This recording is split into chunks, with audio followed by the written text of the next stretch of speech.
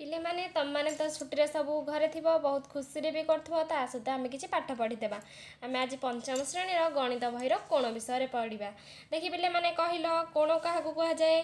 दुईटी रश्मि परस्पर को गोटे बिंदु छेद कले जो ज्यामितिक चित्र उत्पन्न हुए ताको कोण कहुए। पिले माने तो देख ये हूँ क ख ग जोटि की गोटाए कोण एवं यार शीर्ष बिंदु होउछि ख। तो आमे माने ताहले एबे देखिबा रश्मि क्या कहुए। रश्मि हेउछि गोटे संज्ञा विहीन पद। द्वितीय चित्रटी च बिंदु आरंभ होई छ आड़ को असरंदी भाव में लंबी। एथिपाई छ ठारे एक तीर चिन्ह दि जाइछि तो यह को रश्मि कहुए। तो पिले माने आमे आस आज कोण विषय पढ़ा।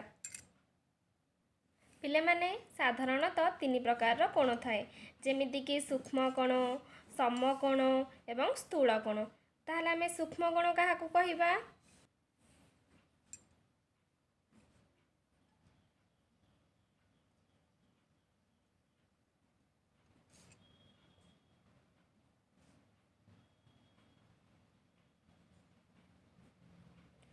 आमे समकोण पिले माने ताहले क्या कहवा जो कोणर परिमाण 90 डिग्री ताको समकोण बोली कहवा।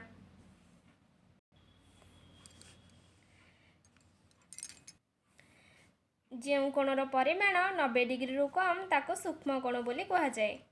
आउ जो कोणर परिमाण 90 डिग्री रु अधिक एवं 180 डिग्री रु कम ताको स्थूल कोण बोली कहुए। च छ ज हेउछि एक समकोण एवं छ हेउछि एहार शीर्ष बिंदु। एहाकु समकोण बोली कहुए।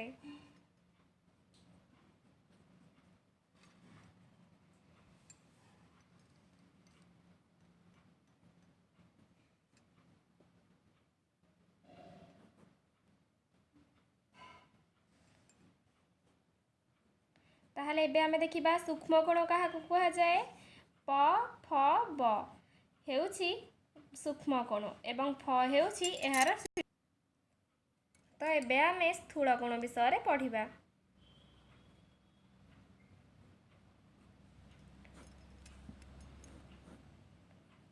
ट ठ ड हेउछि गोटे स्थूल कोण एवं एहार शीर्ष बिंदु हेउछि ठ।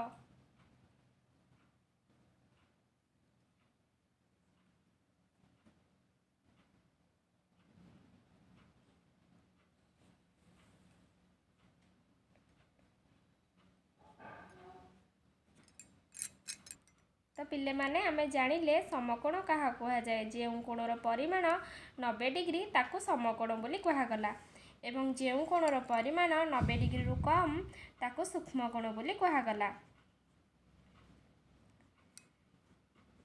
एवं जो कोणर परिमाण 90 डिग्री रु अधिक और 180 डिग्री रु कम ताको स्थूल कोण बोली कहगला।